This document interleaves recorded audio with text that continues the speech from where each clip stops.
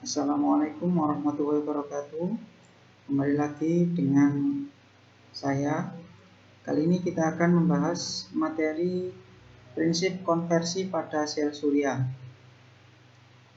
Nah, di sini yang kita bahas hanya berfokus pada sel surya itu sendiri ya. Sebelum kita memulai pelajaran, alangkah baiknya apabila kita berdoa terlebih dahulu. Berdoa mulai.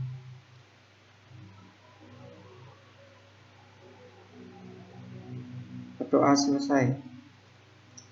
Nah, untuk pelajaran kali ini saya minta kalian yang melihat video ini dipelajari hingga akhir tanpa di skip.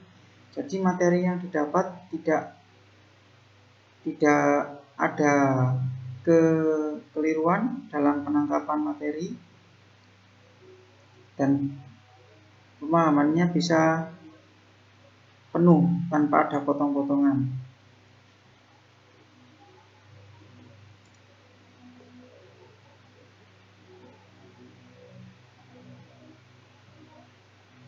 Nah, di sini sumber energi yang terbarukan salah satunya adalah energi matahari.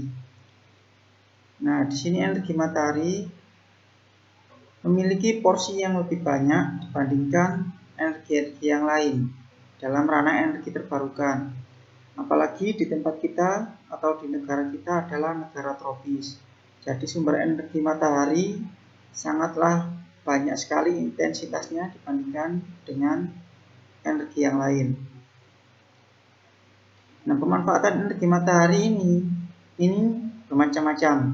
Ada yang dimanfaatkan untuk listrik, ada yang untuk memasak, ada yang untuk menjemur pakaian, mengeringkan baju, dan lain-lain. Nah, kemudian ada energi angin. Energi angin ini juga ada yang dimanfaatkan untuk membangkitkan listrik. Kemudian ada energi air. Nah, energi air ini juga banyak ya, yang berskala besar, ada yang berskala kecil. Kemudian energi panas bumi dan energi gelombang laut atau gelombang air laut. Nah, masing-masing ini itu punya porsi atau intensitas sendiri-sendiri, di mana apabila di negara tropis energi matahari ini sangat banyak atau sangat melimpah. Energi angin juga banyak, tapi akan tetapi energi matahari ini jauh melimpah dibandingkan energi angin. Kemudian energi air.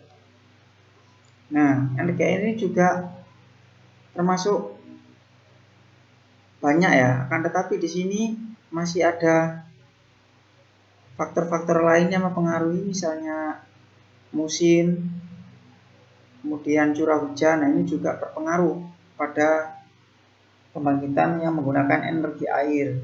Kemudian panas bumi. Nah, kalau menggunakan energi panas bumi, ini tentunya proses pembuatan atau proses pembangunan dari pembangkit listrik tenaga panas bumi ini memakan waktu yang lama. Terlebih lagi mencari sumber panas bumi itu tidak langsung bisa ditentukan di mana gitu. Jadi harus mencari dulu di mana letaknya, sumbernya. Kemudian nanti cara mengeksploitasi panas buminya bagaimana itu juga harus dipelajari dulu. Jadi tidak langsung bisa dimanfaatkan. Kemudian ada energi gelombang air laut. Nah, ini juga masih terbilang baru, yang masih dikembangkan lagi. Nah, energi laut ini, gelombang air laut ini juga memiliki kelebihan dan kekurangan. Kekurangannya bagaimana? Nah, apabila nanti di waktu-waktu tertentu gelombang air laut ini memiliki intensitas yang banyak atau istilahnya puncaknya atau gelombangnya itu banyak. Kemudian ada yang di waktu itu gelombang air laut ini sedikit atau mengalami penurunan frekuensinya. Nah, di antara beberapa sumber energi terbarukan ini, sumber energi matahari lah yang melimpah dan sangat fleksibel untuk dimanfaatkan. Nah, yang di sini konversi energi matahari. Di sini ada beberapa ya. Salah satunya yang pertama digunakan untuk pencahayaan. Jadi energi matahari ini juga bisa dikonversi menjadi energi pencahayaan. Nah, bagaimana caranya? Tentunya nanti ada caranya tersendiri. Ada yang menggunakan cairan kemudian ditambahkan beberapa campuran sehingga nanti energi cahaya matahari itu akan dibiaskan dan bisa digunakan sebagai pencahayaan alternatif selain menggunakan lampu listrik dan penerangan lain. Kemudian bisa digunakan sebagai pemanas. Nah, konversi energi matahari ini yang digunakan sebagai pemanas biasanya digunakan untuk memanaskan air ya.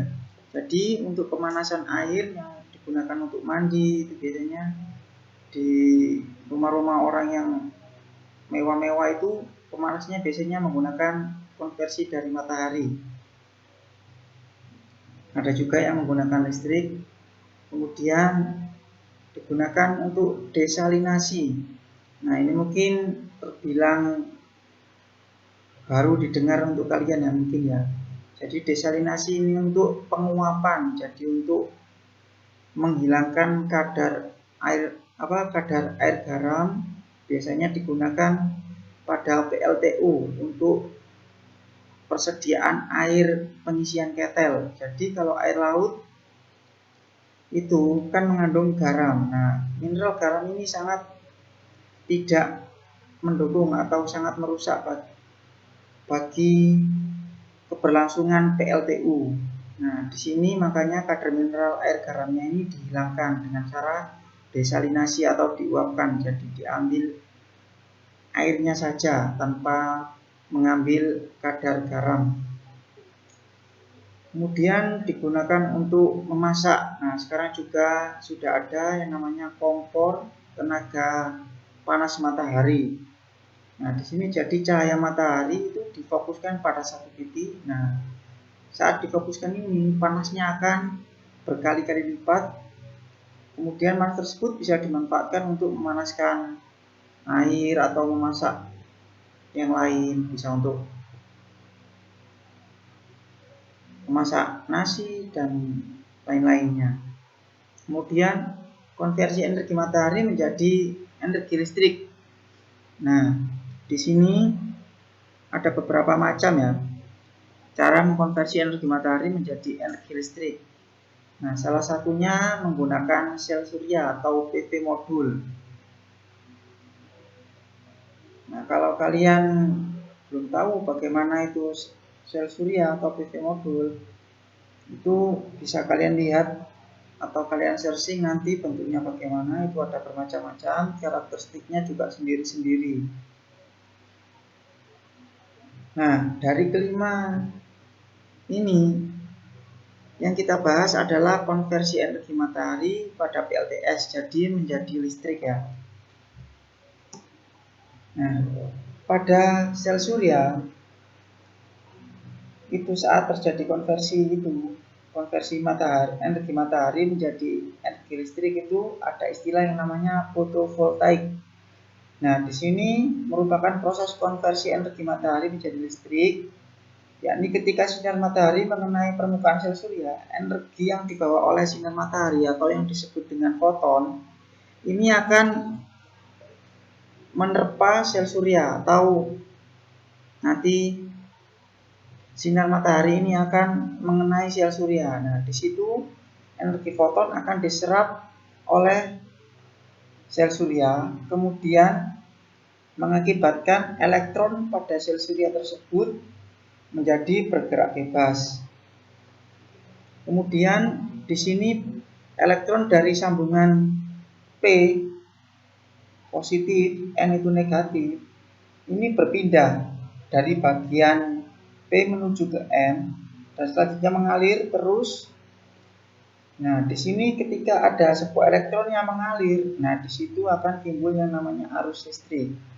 Nah, jadi sederhananya seperti ini. Nah, lebih detailnya nanti akan lebih rumit lagi untuk dijelaskan.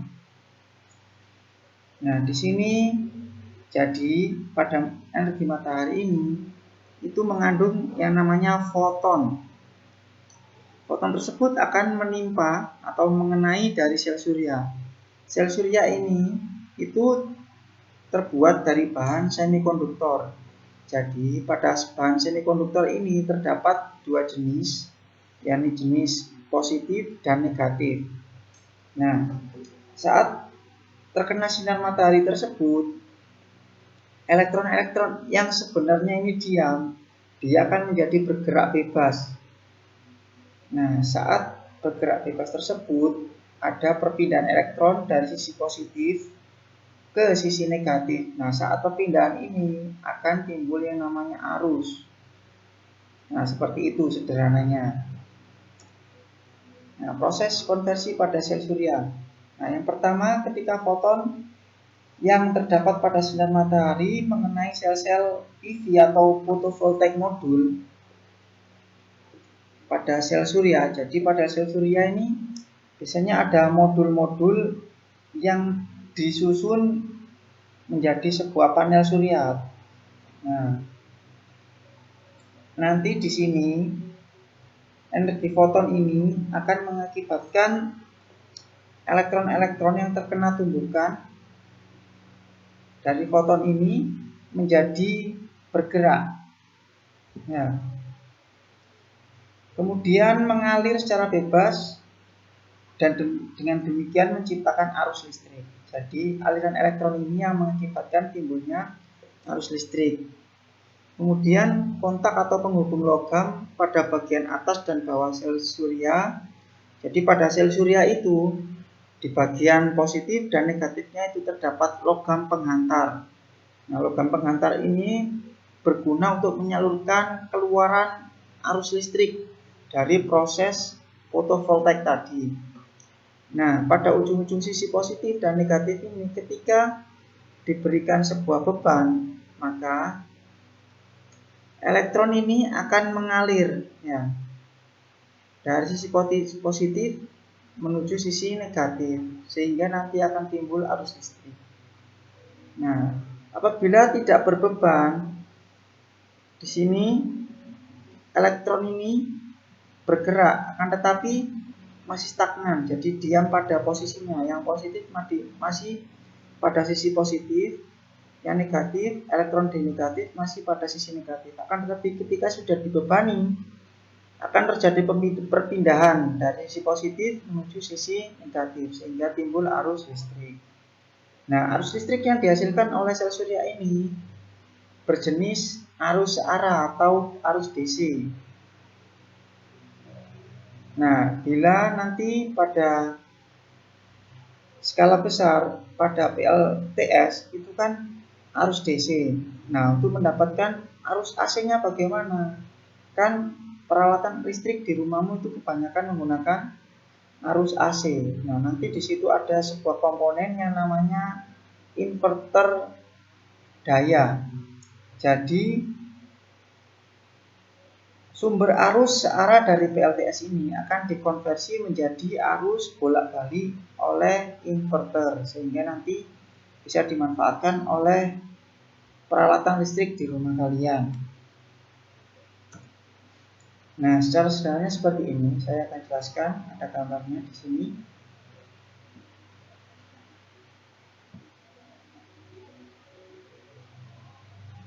Nah, di sini ini matahari. Nah, matahari ini memancarkan sinarnya dan kemudian mengenai dari sebuah panel surya. Jadi ini kotak ini panel surya ya. Yang dimaksud PV modul itu bagaimana? PV modul itu yang kotak kecil ini. Nah, kotak kecil ini PV modul. Nah, di sini PV modul akan dirangkai, ada yang seri, ada yang di paralel, sehingga nanti menghasilkan tegangan yang diinginkan. Nah, saat nanti terkena sinar matahari ini, nah energi matahari sinar matahari ini mengandung yang namanya foton. Sini ada foton. Foton ini akan mengenai sebuah bahan semikonduktor. Jadi pada panel surya ini itu dibuat dari bahan semikonduktor. Nah, ada dua lapis. Yang di atas ini merupakan lapisan tipe negatif, yang di bawah ini lapisan tipe positif. Saat ada foton yang menerpa bahan semikonduktor ini, maka elektron dari atom yang pada bahan semikonduktor ini atau silikon, nah ini akan menjadi bergerak bebas, tapi masih diam dalam sisi negatif. Yang positif juga masih dalam sisi positif. Nah, apabila nanti sudah disambungkan dengan sebuah beban seperti ini, ada bebannya. Nah, ini ada bebannya. Ini ada beban. Maka di sini akan timbul arus. Nah, di sini ada arusnya. Ya. Nah, di sini nanti elektronnya ini akan bergerak. Ya, negatif ini ke atas ini. Kemudian nanti di sini ada beban, lampu.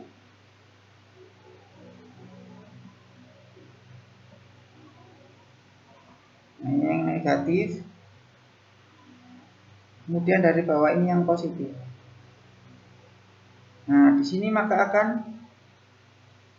timbul arus karena aliran elektronnya ini akan melewati beban, kemudian kembali lagi seperti ini terus. Selama ada foton yang mengenai bahan semikonduktor pada sel surya ini. Nah, di sini juga nantinya akan dilapisi oleh beberapa macam. Jadi ada PP modul atau sel surya ini yang terbuat dari bahan semikonduktor silikon.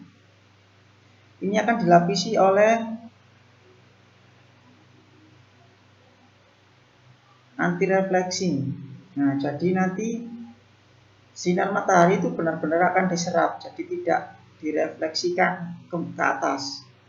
Nah, kenapa kok pakai diberi cover? Nah, takutnya nanti misal ada air itu nanti akan rusak, jadi diberi cover. Jadi air tidak mengenai pada bagian semikonduktor ini, jadi tertahan oleh covernya yang tadi. Kemudian ada transparan adhesif. Nah, jadi adhesif ini ketika ada bahan atau partikel kecil yang jatuh di sini, dia akan dapat mudah dibersihkan, atau mungkin nanti terkena angin gitu saja sudah bisa bersih. Kemudian diberi cover lagi dengan kaca di atasnya. Kemudian nanti ada frame dari aluminium. Bagian bawahnya nanti juga akan diberi cover lagi. Nah, ini bertujuan agar nanti pada bahan semikonduktor atau pada bahan PV modul ini tidak terkena bahan yang dapat merusak atau menghalangi cahaya matahari, atau nanti bisa merusak dari aliran listrik itu sendiri. Nah, seperti itu penjelasannya. Di sini bisa lihat lebih jelas lagi. Ini nanti di close up ya. Nah, ini elektronnya. Ini junction atau sambungannya. Ini N tipe semikonduktor. Ini negatif, tipe negatif, ini tipe positif. Nah, lebih jelas nanti bisa kalian searching lagi di internet, banyak sekali materi mengenai sel surya ini.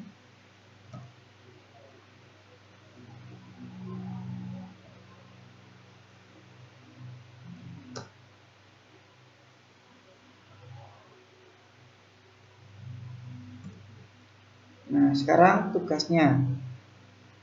Nah, tugas di sini kalian cari jenis-jenis PLTS yang ada saat ini ya. Kalian cari kelebihan dan kekurangannya masing-masing. Kemudian rangkum juga materi yang sudah saya sampaikan ini, nanti dikirim pada form Google Form yang sudah disediakan oleh guru kalian atau guru mapel. Jadi nanti PLTS itu ada bermacam-macam jenisnya ya. Nanti kalian cari di situ, nanti kalian beri kelebihan dan kekurangan masing-masing jenis tersebut. Nah, sekian itu tugasnya. Nah, terima kasih karena sudah menyimak videonya dari awal hingga akhir. Terima kasih yang sudah memperhatikan materinya. Saya akhiri, assalamualaikum warahmatullahi wabarakatuh.